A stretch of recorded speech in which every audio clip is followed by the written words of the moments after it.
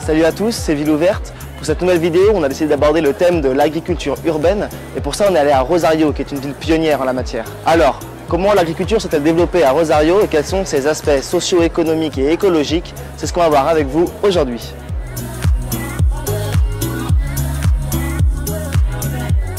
Alors, pourquoi on a décidé de vous parler d'agriculture? C'est vrai que notre projet est plutôt centré sur les villes. Et l'agriculture, dans les esprits, ça sonne plutôt rural. Justement, un des enjeux majeurs des villes de demain est de réintroduire l'agriculture en son centre. Pourquoi? Déjà, l'agriculture moderne est très polluante. Non, vraiment, elle est très polluante. C'est même la principale source de pollution de l'air en Europe. Comment ça se fait? C'est en partie à cause de certains engrais et pesticides bourrés d'azote et de phosphate. Et l'infiltration et le ruissellement de ces produits polluent les sols puis l'air. Bref, ce n'est pas notre domaine d'expertise et on vous met des liens dans la description si vous voulez plus d'informations. Et puis l'agriculture, c'est aussi polluant à cause des transports que ça engendre. Par exemple, un produit agricole peut faire le tour de la planète avant d'atterrir dans nos assiettes. Il faut donc apprendre à produire et à consommer en circuit court. Un circuit court, c'est un mode de diffusion où il y a un seul intermédiaire entre le producteur et le consommateur. Donc, ça semble évident qu'il faut réapprendre à pratiquer l'agriculture biologique et locale. C'est ce que fait d'ailleurs Rosario depuis une quinzaine d'années. En 2001, l'énorme crise économique touche l'Argentine. Rosario, qui était une ville industrielle, est touchée de plein fouet. De très nombreuses usines sont fermées. Un tiers de la population active s'est retrouvée au chômage. Et d'après un rapport de la FAO, la situation en décembre 2001, ça ressemblait à ça. Environ 60% de la population vivait avec des revenus inférieurs au seuil de pauvreté, 30% vivaient dans une extrême pauvreté et l'hyperinflation avait fait quadrupler le prix des aliments. La misère était telle dans les bidonvilles de Rosario que les habitants s'étaient mis à piller les supermarchés. Du coup, le gouvernement municipal qui était ruiné a répondu à la crise en lançant un programme d'agriculture urbaine. Le plan de base, c'était d'équiper 20 groupes de jardiniers avec des terrains, des outils et des graines. Mais ça a tellement bien fonctionné qu'en 2 ans, Rosario comptait 800 fermes urbaines qui alimentaient environ 40 000 personnes. Rosario tiene la única ciudad que hay de la Argentina que tiene una política pública de agricultura urbana permanente, esto que yo te digo, y está incluido dentro del plan urbano. La agricultura ofrece también posibilidad de mejorar el paisaje, o sea, los lugares donde nosotros empezamos eran lugares con basura, lugares abandonados, y con el trabajo de las personas y nosotros se fueron transformando en jardines. Mais alors, ils les ont installées où toutes ces fermes urbaines? En fait, une enquête a révélé que 36% de la zone municipale était occupée par des espaces vacants.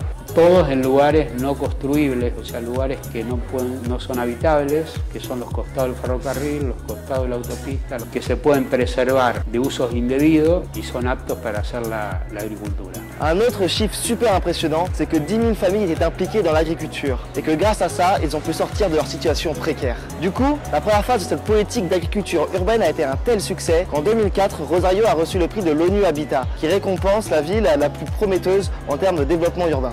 Alors, on en est où aujourd'hui? Solo tenemos hoy 24 hectáreas que están afectadas permanentes, más todas las huertas estas que yo te digo familiares. Et tous les ans, ce sont 100 tonnes de légumes et 5 tonnes de plantes aromatiques et médicinales qui sont produites et vendues. Mais ce qui est intéressant, c'est l'impact socio-économique de cette activité sur la ville. Déjà, chaque année, les parcelles sont attribuées gratuitement aux agriculteurs. En échange, ils doivent utiliser des techniques d'agroécologie. Mais l'agroécologie, qu'est-ce que c'est, Lucio? La agroecología no es solamente ambiental, sino poner elementos de la naturaleza social, como el alimento, por ejemplo, y también forma parte de un convencimiento político, de la acción política para desarrollar. Y también acciones que tengan que ver con la limpieza y la salud del ambiente. Du coup, c'est une agriculture socialement juste, écologiquement durable et économiquement viable. Du coup, les légumes et les plantes aromatiques produits dans les jardins à Rosario sont 100% biologiques et sans produits chimiques. En plus, ce programme d'agriculture a créé 3 agro-industries sociales. Elles sont gérées par des groupes communautaires, ça fournit du travail aux gens exclus du marché du travail formel. Y desde el punto de vista social, la agricultura es algo que cualquier persona puede, si bien tiene una tecnología, es una tecnología que nosotros proponemos que se llama de procesos, donde los mismos agricultores se involucran, o las personas que están desocupadas. En fait, on se rend compte que la ville s'organise de plus en plus à l'échelle du quartier.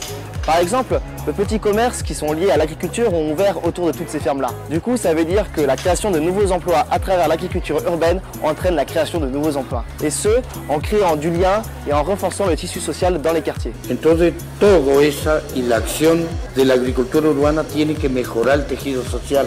en todos los componentes sustentables. En effet, les gens se retrouvent autour des fermes et interagissent plus. Ça se voit par exemple à travers la diminution du taux de criminalité dans les dernières décennies. El concepto de la salud no es solamente el bienestar físico, sino tiene que también toma parte de la salud social. En el barrio, por ejemplo, si estoy produciendo salud ambiental, tiene que también haber una construcción de una sociedad más justa, menos violenta, porque ¿de qué sirve tener asegurado una comida sana en un barrio donde hay mucha violencia? Finalement, les agriculteurs sont officiellement reconnus comme des entrepreneurs de l'économie solidaire de Rosario. Et c'est super important parce qu'on a trop tendance à dénigrer leur travail. Nosotros vivimos en una sociedad muy esquizofrénica porque la agricultura nos da primero la comida, nos puede dar las plantas medicinales para cuidarnos, pero el oficio del agricultor está considerado como algo del pasado y el más bajo en la escala social. En fait, pour reprendre les mots d'une citadine qu'on a rencontrée dans les rues de Rosario, les agriculteurs sont en quelque sorte vus comme les gardiens de la terre, dont le travail améliore le cadre de vie et aussi la sécurité nutritionnelle et alimentaire de tous les citoyens. Et petit à petit, l'agriculture rentre dans les mœurs. Par exemple, la ville organise des ateliers pour les particuliers pour leur apprendre à cultiver leurs légumes chez eux. Trabajamos también fuertemente con las escuelas y bueno, y hoy también en los últimos años estamos trabajando también con lo que se llama la huerta en casa, que son gente que quiere hacer en su balcón o en su terraza pequeños espacios donde puede producir algunas verduras de hoja. Rosario montre que quand il y a une volonté politique et une politique d'inclusion sociale claire,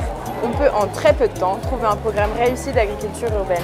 Y la agricultura, lo bueno que tiene es que ganamos todos, gana el ambiente, gana el productor, gana la gente pobre, gana la gente también que tiene más dinero porque puede consumir cosas sanas. Seulement en 12 ans, la ville a réhabilité des terrains pollués tout en offrant une alternative durable et saine en termes d'alimentation.